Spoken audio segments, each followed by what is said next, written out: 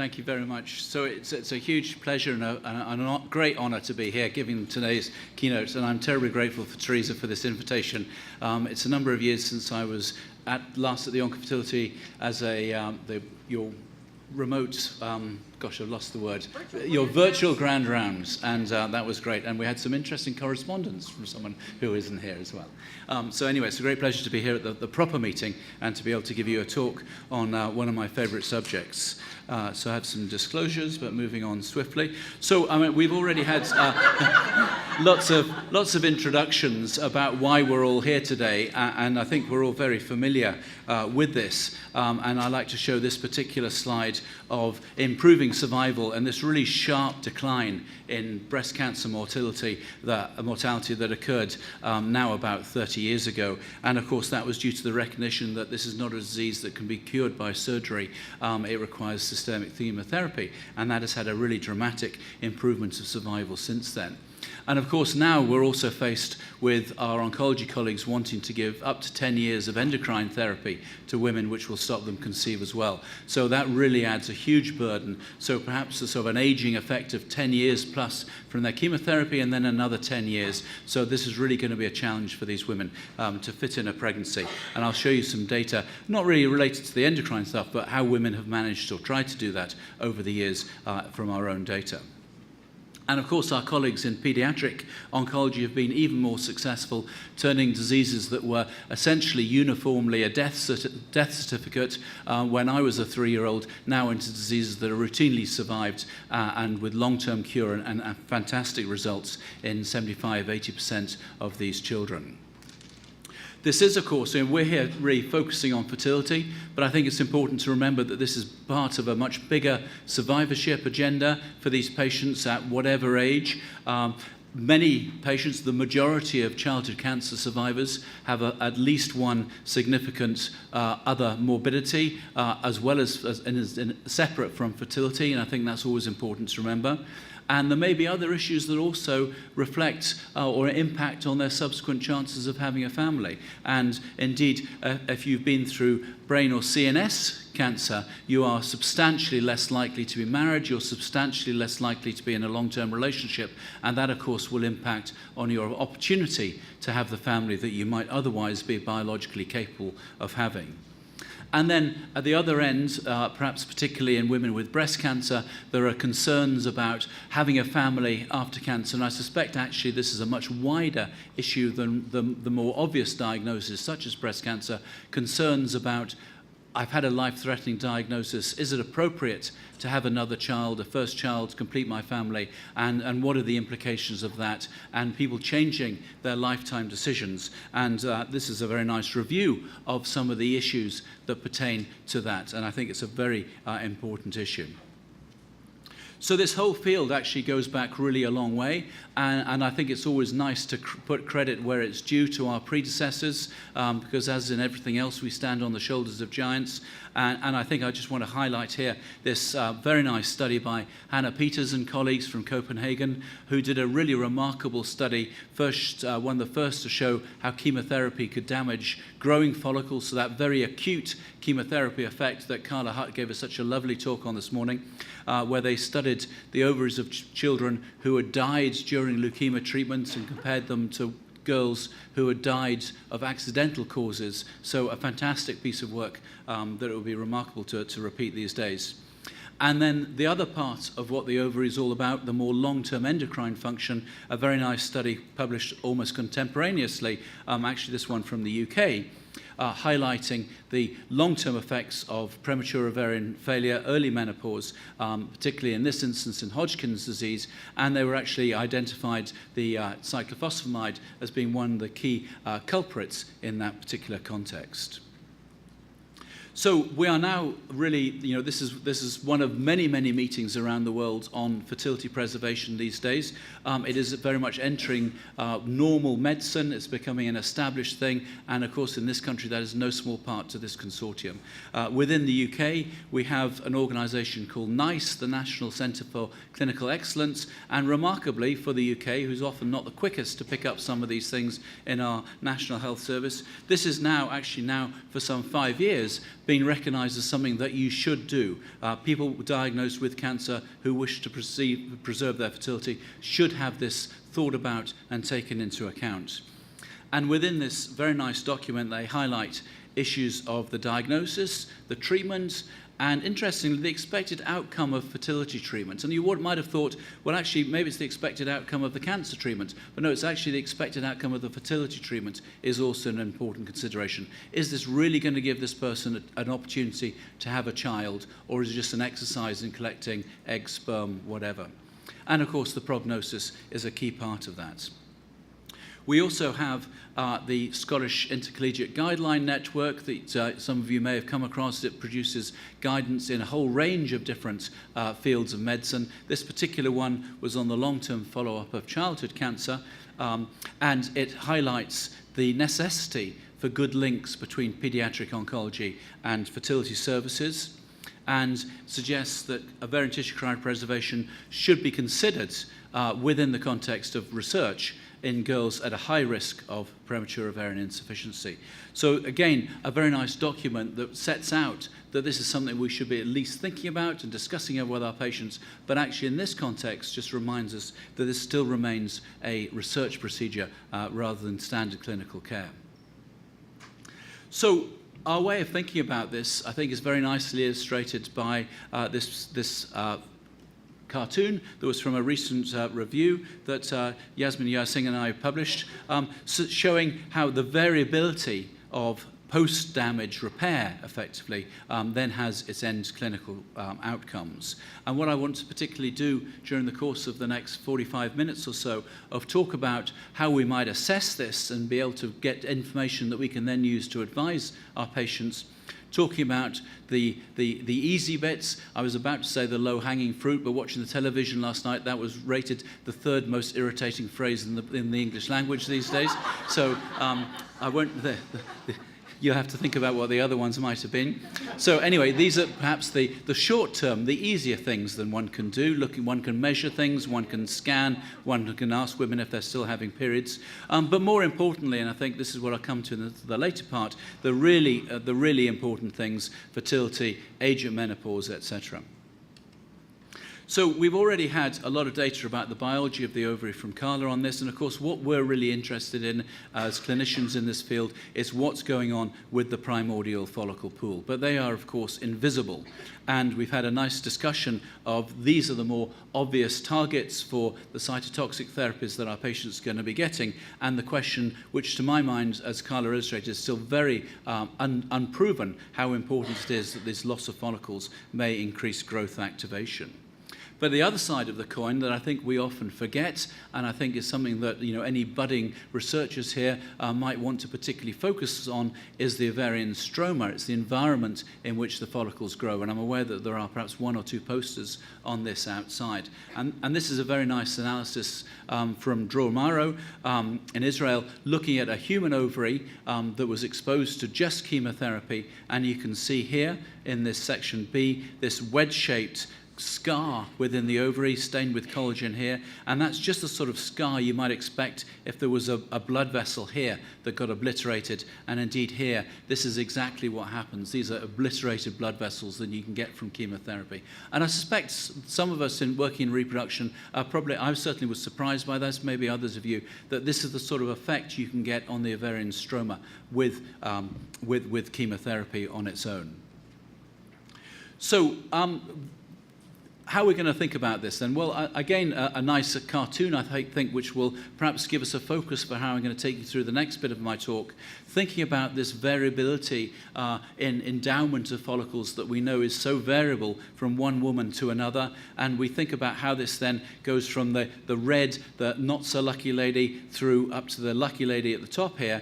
And then during the period of chemotherapy or other therapies, they really approximate and are pretty well reduced to a basal level here. And then there is this variable recovery. And in some women, this will be remain below a POI threshold, others it will be temporary, others it will be longer lasting. And of course, you have an opportunity for potentially for fertility then.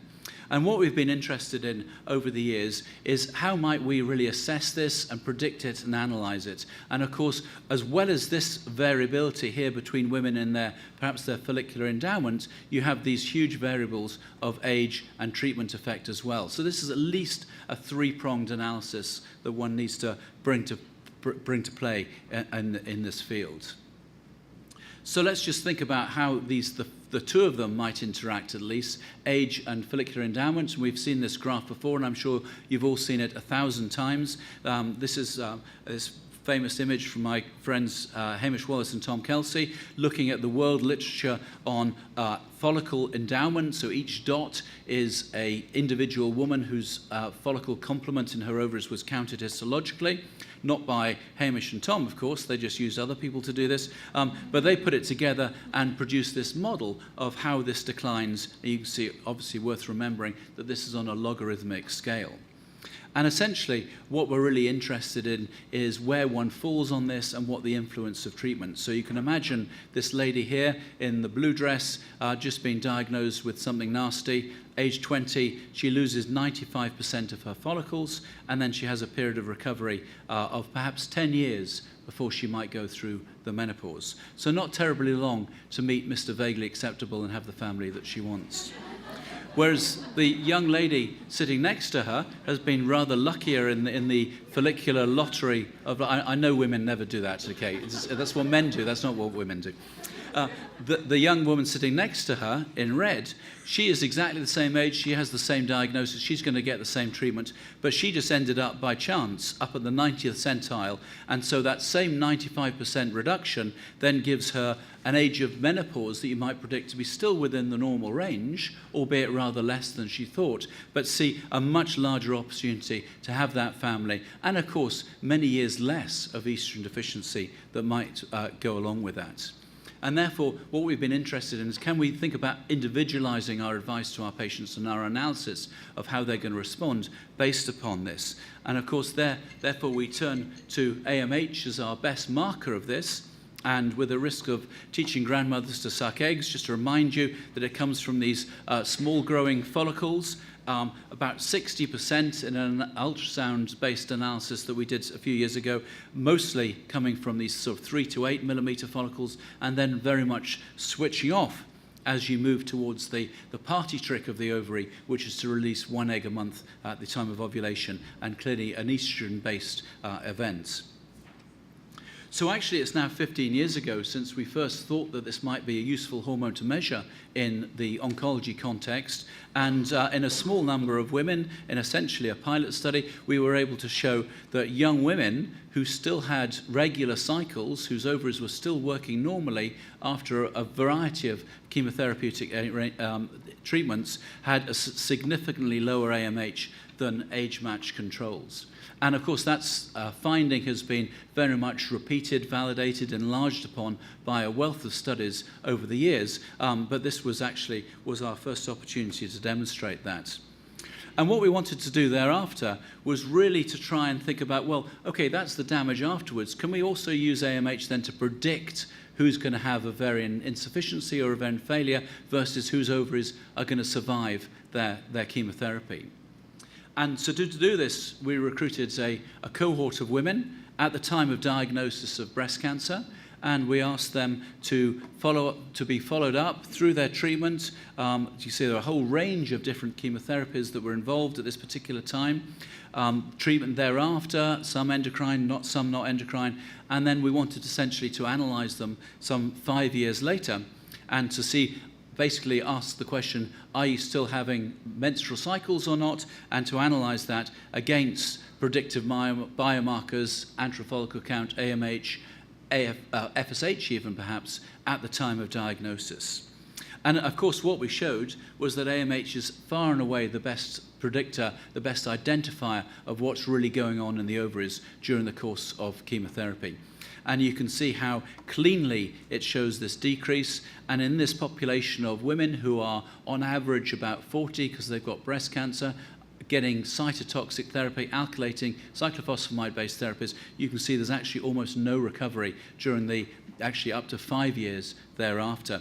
Estradiol is largely maintained, but very variable. Inhibin B, interestingly, goes down about 50%, but certainly isn't wiped out. And at the end of the day, what we were able to show was that women who were still having menstrual cycles 5 years after chemotherapy had at the time of diagnosis, AMH levels that were about 4 times what women who had not had, who were no longer having their menstrual cycles were, all these 5 years later. And you can see here in a ROC curve down the bottom left here that AMH was actually a little bit better than age at predicting that, and in a multivariate analysis it again came out as the better predictor. So AMH, this is a single biomarker, was able to predict with degree of accuracy which women would be having cycles and which women were not. And we went on to repeat that. We actually did this second analysis at 2 years in this another cohort rather than waiting the full 5 years. Time was getting short. We're all getting older. And putting these two together with my friend Tom Kelsey, who's a mathematician and can do these things, he was able to generate this sort of mosaic chart, which you can just love to see on your oncologist's office wall. And he can look up the patient's age, he can measure her AMH, and then he can have a bit of more of an informed discussion with her as to where she's falling in here. And you can see that as well as AMH, age is also having an impact. Whereas, and in fact, this is the, although it's, you know, on the scale of things, it looks relatively narrow. This is, of course, where most women will fall, where AMH and age are going to interact in this. As many colleagues, of course, told me, this is all about endocrine function in this study rather than fertility, and we'll come back to that in a minute. So we can see that we've got some value here as a predictor. What about as a diagnostic? Here, can we actually separate these women? And of course, AMH, and secondarily, can we actually then push that back closer and closer to the end of chemotherapy? Because that would be what would be nice to know, wouldn't it? You don't want to wait years after your treatment to find out how well your ovaries are working. You really want to know pretty well straight away. So have we got the technology to do that with the current available assays?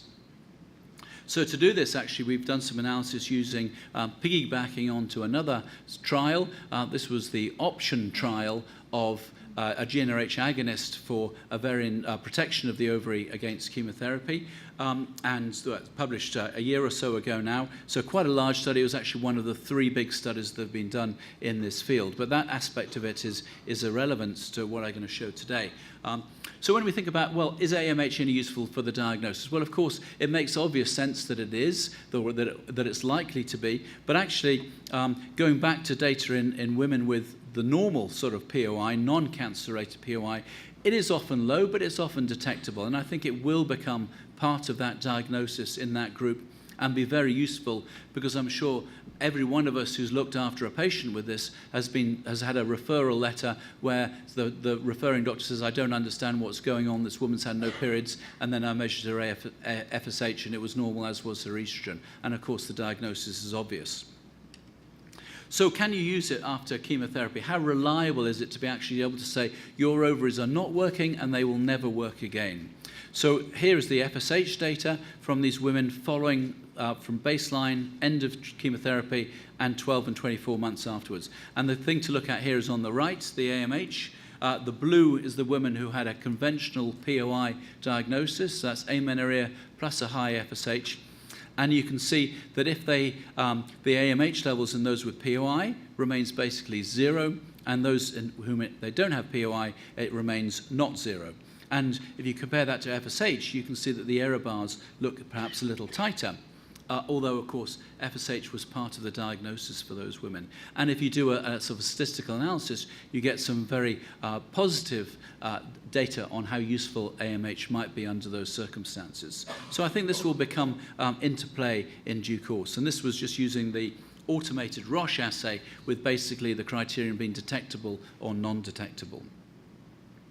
I also want to just show you this data from the same study just to highlight the influence of age in this that we haven't really addressed properly yet.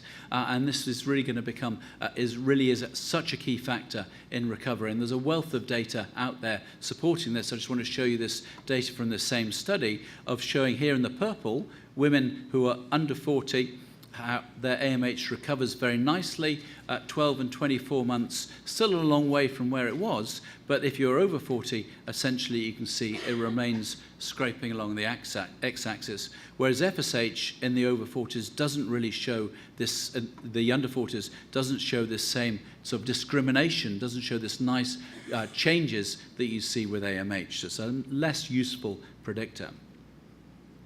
What about at the end of treatment? Can you really take a blood sample at the end of chemotherapy and tell a woman that her ovaries are not going to recover or that they are going to recover? Well, it suggests that perhaps she can, but perhaps only in women who have reached a certain age.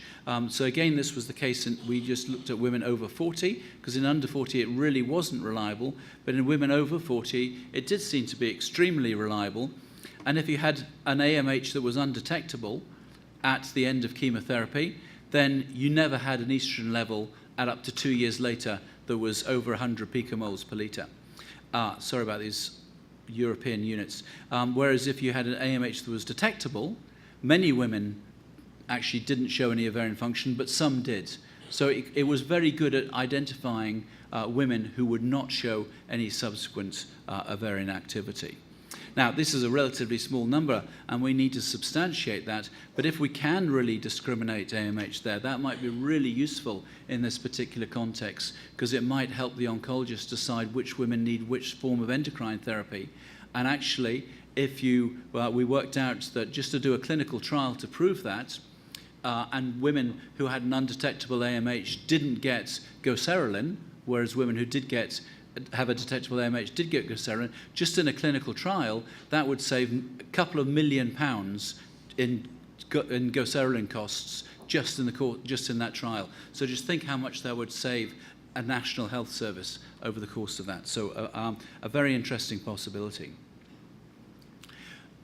We can also use this in children, and I rather wanted to show this because actually I wrote this paper the last time I visited you, Teresa. I wrote it in the Allerton Hotel because the weather was truly appalling, even for a Scotsman. It absolutely rained so hard you couldn't get out of the hotel, but it was very productive, and I wrote this paper while I was in.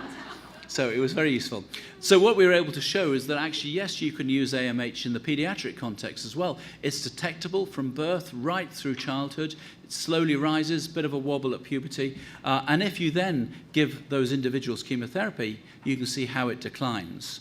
But the key thing was how it was able to discriminate, even in prepubertal patients, the degree of toxicity of the treatment they had had. So in those we thought were having medium or low risk therapy, you can see it declined, but then it showed this great recovery afterwards, whereas those in the high risk therapy, so the high dose alkylators, this is the pelvic radiotherapy, there was absolutely no recovery. So if you look at it in an individual here, a 1-year-old with a neuroblastoma, no recovery at over a year later. So you can be fairly confident, even when she's still only 2, that she is not going to go through puberty and she's going to need hormone therapy for that. And so you can start that perhaps at an earlier age than you might otherwise. And then the next little girl, just a little bit older, you can see she shows this lovely recovery. One hopes this is where it ought to have been, and time will tell, but it certainly looks encouraging that her ovaries are working and that she ought to be able to go through puberty naturally, and one hopes to go on to have a fertile time thereafter. And an intermediate picture in a teenager, already post-pubertal with Hodgkin's, and you can see this partial recovery. And therefore the question is, what is her window of opportunity for fertility? Is she going to have a chance to have the family? And is she going to go through an early menopause? And that really brings us to this whole idea of how good this hormone might be at predicting a natural menopause. And this was the first study, I think, one of the first studies that really showed us some relatively large data from nearby, from Michigan, and it showed that this decline in AMH to an undetectable level about 5 years before the final menstrual period. And I'm afraid they didn't record how much fire retardant these women had eaten. Of course, the problem with this, that this is endocrine, this is not fertility, and we all know that AMH is not a fertility test. this is a study that I was involved in from Denmark with Kasper Hagen, in young women in their 20s, family starters, just stopping contraception. You can see that they all ended up with the same number of pregnancies after 6 months, regardless of what their pre-treatment AMH had been. And you'll have been familiar with this very nice study from Ann Steiner and colleagues, just published very recently in JAMA, showing the same largely in women in their 30s this time, and this time much bigger study. So a very nice analysis showing that a low AMH does not change your chance of a natural conception over the subsequent 12-month period. So that's mostly, I've been talking about relatively high-risk therapy, and that is what's really relevant to fertility preservation. But I wanted to spend a little bit of time just thinking about, well, how much can we extrapolate that to low-risk therapy, and how relevant is that? Is the stuff we can learn about how the ovary receives and recovers from low-risk therapy as well? And to do this, we were fortunate enough to take part in this large international trial, the RATHL trial, Response Adaptive Therapy in Hodgkin's Lymphoma, run by Peter Johnson in Southampton in the UK. And the idea of this, which I think, to my understanding as a non-oncologist, has actually really set the standard for a lot of lymphoma therapy, is that essentially you start off with some low-risk therapy, you then have another PET scan, and if the PET scan says you don't have any disease, you carry on with the low-risk therapy. If the PET scan says you've got still some residual disease, you transition onto high-risk therapy. Now, not everybody, as my understanding, goes along with this in lymphoma. Some people will still want to do this high-risk therapy from the beginning, because this does have a higher relapse rate than if you just treat with the high-risk therapy to start with, of course. But, of course, there is a huge trade-off in a lot of women getting a much gentler treatment for their lymphoma. So we were able to add on within this an ovarian substudy wherein women were recruited at the beginning. They had blood samples at intervals during and then up to 3 years later, and we were able to then to follow them through the course of this therapy. And I wanted to show this, this consort diagram just to show you the sort of the appalling attrition. You think you're onto a real winner with being part of a huge study, and actually it all goes, it's horribly hard work. So you start off with 1,200 patients, but of course half of them are men, which is useless, and quite a proportion of them are old women, which is not quite as bad, but not terribly useful. And then a whole lot of centres get bogged down in red tape, so they don't start recruiting until the trial's just about finished. And so you end up with really relatively modest numbers of patients compared to what you think. But actually, in the centres that were able to recruit to this, they were able to recruit something like 75% of their eligible patients. So this shows that when women had the opportunity to take part in this trial, they actually wanted to do so, and they wanted to take part and test their ovarian function, even though actually we hadn't, part of the trial was not going back to them afterwards to particularly give them the results. But they were keen to do it and improve information on this.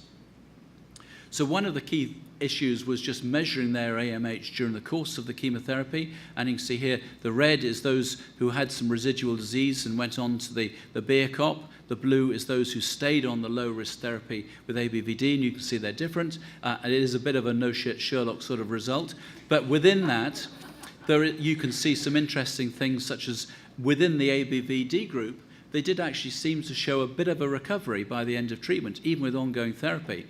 But then that recovery was actually biochemically appeared complete within 12 months, whereas it was really nowhere in the BIACOP group. And at the end, 3 years, you can see the median levels between the two groups varied by a factor of 100 in their AMH levels.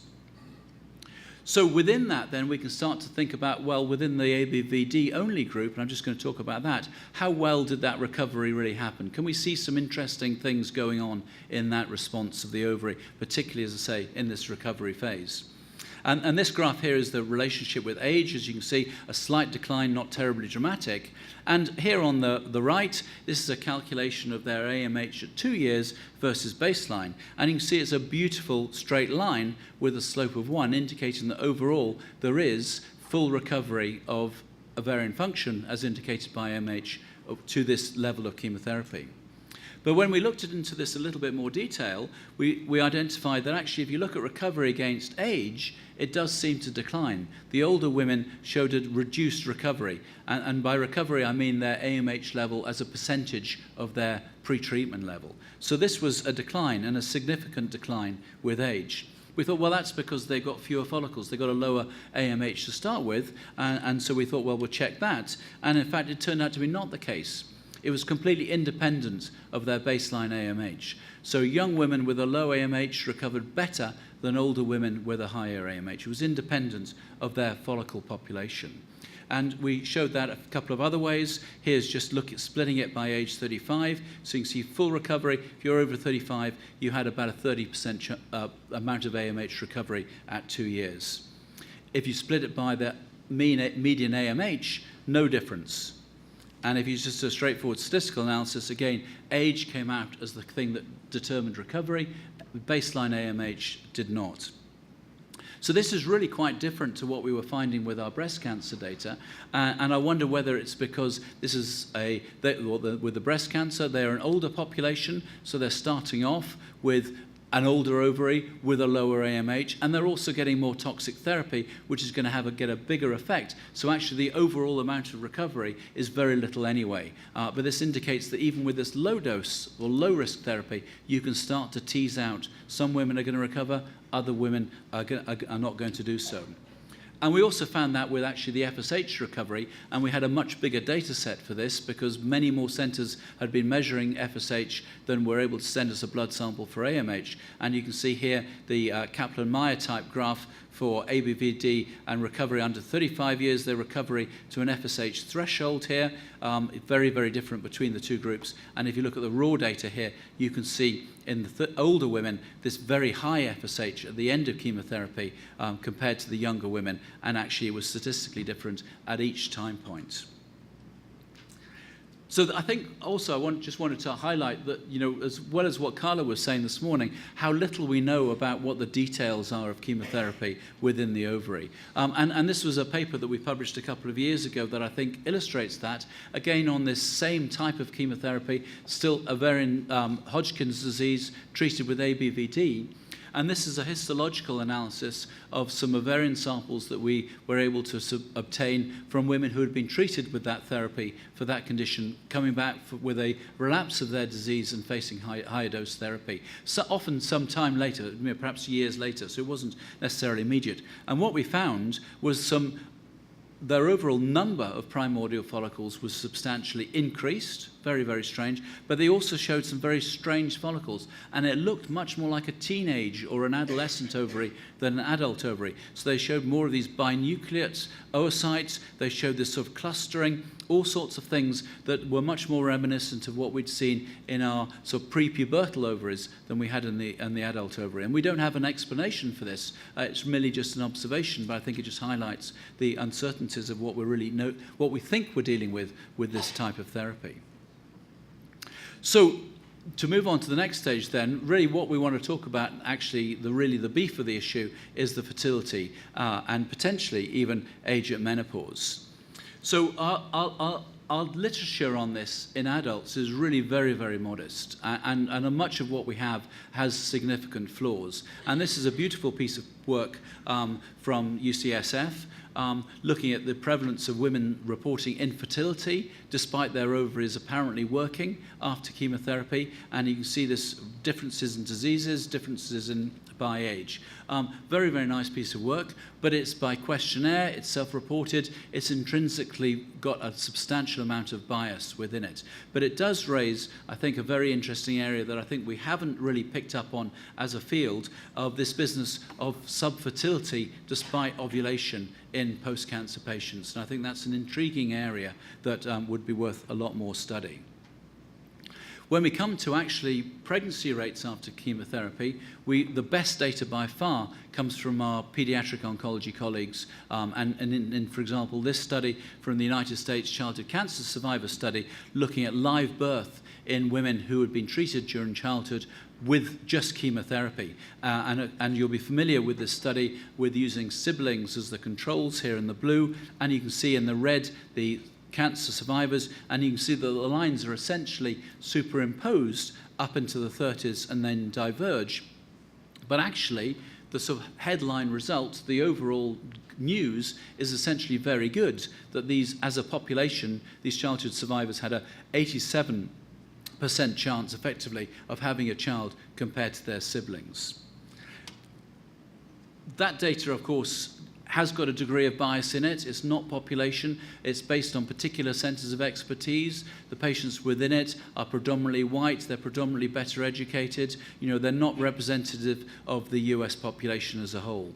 There are some population-based data. Perhaps this is one of the few such studies that come from Germany, but it's on childhood cancers again, so it's a defined population, and it's only one disease. It's only Hodgkin's lymphoma.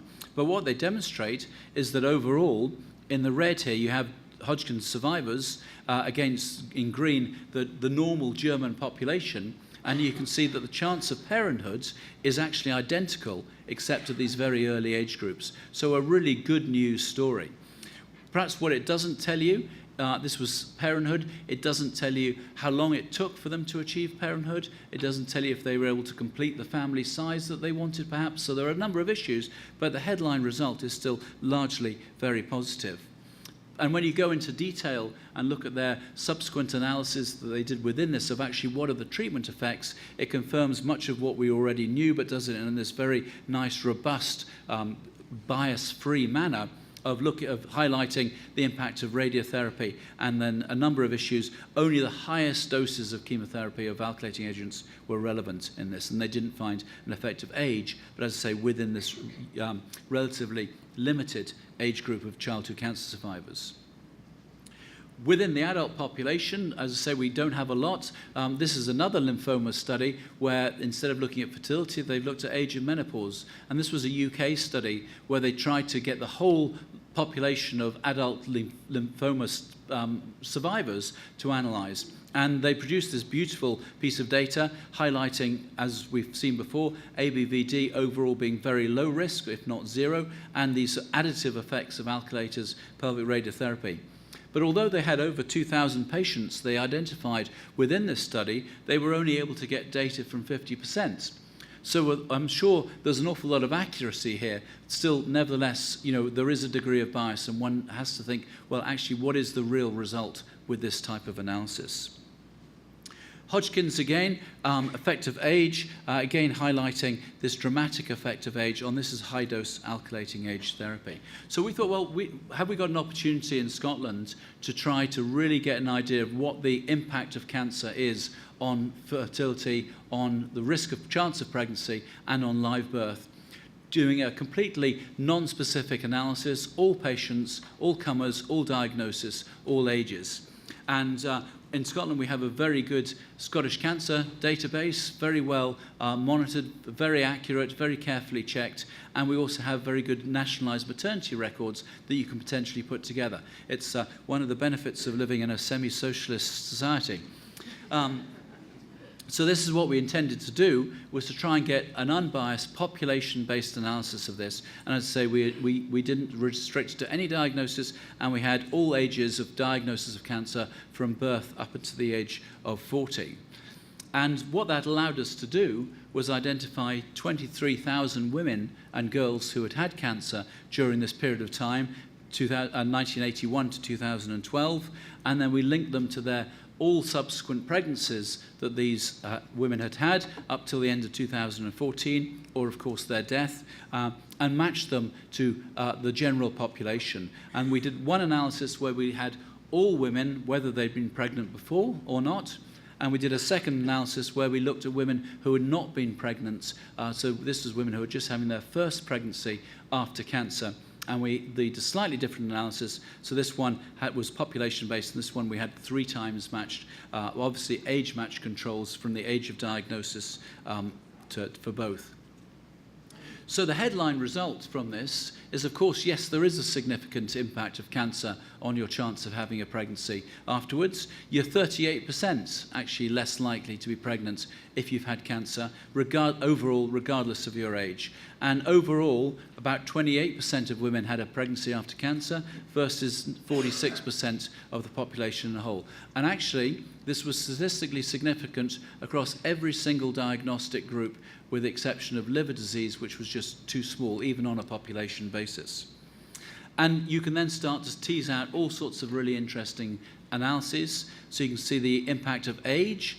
perhaps unsurprisingly, younger women do better, or children have a 0.72. This is the standardized incidence ratio analysis here, against a more than 50% reduction if you're over the age of 35.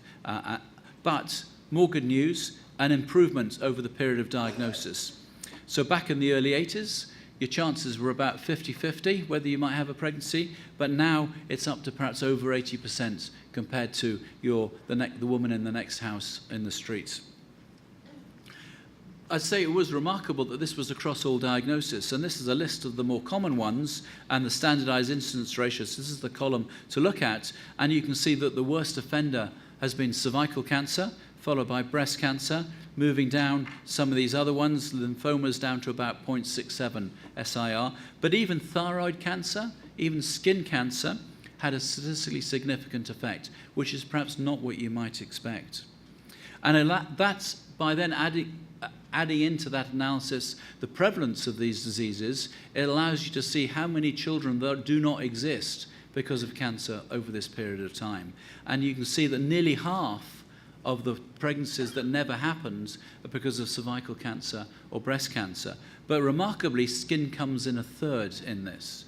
And this is, of course, the disease that has been so astronomically increasing in prevalence over the years. But even when we took that out of the analysis, there was still this improvement overall and a statistical effect across all diagnoses.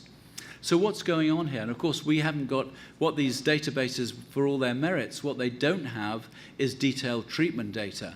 So we have to make some surmises about what might be the causes of this and how much of this is biology, how much of this is the adverse effects of the therapy, and how much is women making decisions about their life choices, whether they're choosing to have a baby or not, as I mentioned right at the beginning. And I imagine this probably makes up quite a lot of some of these diseases where the therapies are relatively non-toxic, is that women are thinking, well, actually, I've had a life-threatening diagnosis, I don't want to get pregnant.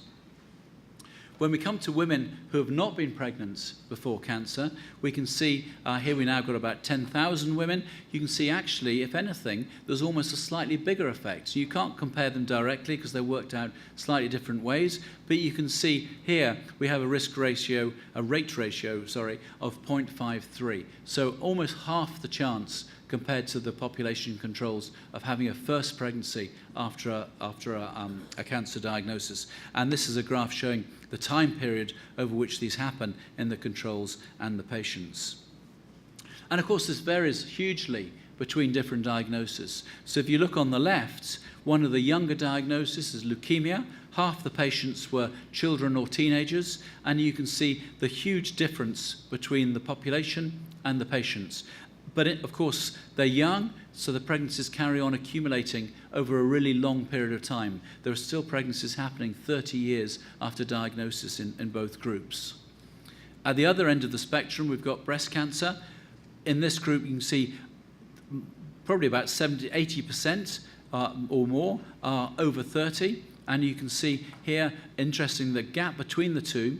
But what I think is also interesting is how the controls, the line flattens out at about sort of 7 or so years after the time of diagnosis, whereas in the patients, they're still accumulating pregnancies substantially later. So they're taking longer to achieve their pregnancies than the controls. Not a surprise, but this is actually the first data really that gives us robust population. Whereas in the lymphoma patients, Hodgkin's, you can see perhaps less of a gap, but they flatten out more at about the same sort of time.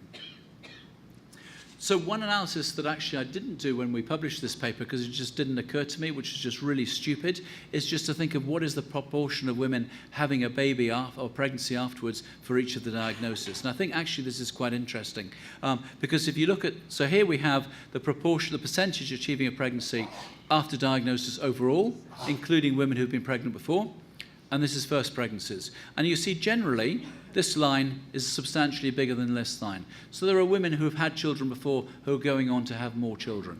But what is interesting is that actually the one group this does not apply to is breast cancer. So here we have numbers that are almost the same. So that indicates that actually almost no one who has had a child and then gets breast cancer goes on to have another pregnancy. All the pregnancies after breast cancer are in women who have not been pregnant before, which I think is a really striking finding. We also see how things have improved over the years, but not for everybody. So for breast cancer, Hodgkin's lymphoma, cervical cancer, over these 7-year periods, you can see things are moving very much in an upward directory, particularly for cervical cancer. You can see it was the worst offender back in 1980s. Now, the confidence intervals overlap 1. So a transformation in the prognosis for women who have a diagnosis of cervical cancer. But not everybody. If you've had leukemia, if you have it now, it's just as bad in terms of your chance of not having a baby as it was in 1981. And the same applies for brain CNS tumours. And I've already mentioned how for this group here, this is likely to have all sorts of psychosocial basis as well as the biological. And this, of course, is going to reflect that for many of these children or young women, they're going to need a bone marrow transplant to get actually cured of their disease. And when we look at that here in this middle column by age, you can see this really appalling fertility prognosis for women in their what should be their peak reproductive years. You can see it's down to about 10% chance compared to the population of having a pregnancy after leukemia if you're in your early 20s. So this is a very striking finding. We're going to do a little bit more analysis on this in the future. And what about the outcome then? That's all very well about getting pregnant. What about the outcome? So this table gives us some of the key data on that. And again, there is some good news in this, in that the chance of a live birth arising from a pregnancy in a cancer survivor is actually significantly higher than it is in the general population. You see the difference of 3% here, which is non-overlapping confidence intervals. So these women are more likely to have a baby if they get pregnant than the general population. And the reason for that seems to be that they're less likely to have an abortion, which has got to be a good news story, I think, hasn't it? And this is very striking. Again, a significantly reduced chance of a termination of pregnancy in cancer survivors. And looking at this data in a bit more detail, this was particularly evident for the children and teenage survivors, so the young women who were clearly, one hopes, have got some positive health messages and were really planning their pregnancies and really looking after these things, which is really encouraging and perhaps reflects the continuity of care and the long-term follow-up that many of these patients get. Whereas in the older women, the older age group in this, they were actually slightly more likely to have an abortion than their peers. And that's, I think, suspects is because they're mostly women with breast cancer, and they're, of course, denied hormonal contraception in many cases, and it may be that they're underestimating their residual fertility when they've been through chemotherapy, etc. And who knows, but an interesting something for further exploration there. So just to bring things to a conclusion then, I hope I've explored some of these issues, both biological in terms of pregnancy outcomes, and I think one of the challenges for the future is to try and link these biological outcomes, these AMH measurements, these menstrual records, all this stuff, with these really long-term health outcomes. And what I haven't really shown you is any great data on age and menopause, because that one study on lymphoma is much of the literature that we have on that. And so I think this will be a great thing to do. And so to move Oncofertility perhaps from where it is now already a fantastic established therapy that we have. Okay, we have issues with getting it across to our, joining it all up, but we now, I think, need to think about how we can move that to really supporting this more long-term women's health, things of improving cardiovascular function, bone function, brain function in these patients. And I certainly, for any younger people in the audience who are thinking of things to do, these long-term studies, I think, are enormously worthwhile and can make such a difference in terms of outcomes. So just to conclude then, ladies and gentlemen, I think we all now live in an era where fertility preservation is mainstream medicine, and that is just amazing how quickly that has turned around. Okay, we have issues still with it, it's not perfect, but it is now recognized across the board as mainstream medicine. And all our patients should be getting some sort of assessment, should be getting some sort of conversation about their fertility, whether or not they choose to do anything about it. And I hope that the sort of studies that I've shown you today are not the end of the line, but they sort of pave the way perhaps for being able to give our patients more accurate information about where they stand, based on what they're going to get and where they stand in terms of how old they are, what their ovaries are doing to start with as their baseline personalized assessments. and then we can use these therapies more rationally, and we can also perhaps start to think about some of these longer-term health outcomes from our interventions. So I'd just like to thank a number of people for their support for my career in this field. David has been mentioned already, fantastic mentor throughout my career and really introduced me to this field, and of course with his pioneering work with Roger Gosden introduced ovarian tissue cryopreservation, amazingly using a large animal model to prove it worked before inflicting it on humans. So really fantastic. And Hamish in paediatric oncology has been a fantastic friend and colleague for many, many years and has made so many things happen in this field with me. And I also like to thank a lot of people here. And actually, when I was just looking at this slide last night, I was realizing that actually most of these people I want to thank on this, they're oncologists, which is remarkable. And I think it just highlights that you can do things when you get together with your colleagues and really sort of, work in their fields, get involved in their clinics, get involved in their trials, and that can be very, very fruitful for many things. So thank you for your attention, and again, thanks to Teresa and the organisers for this fantastic opportunity.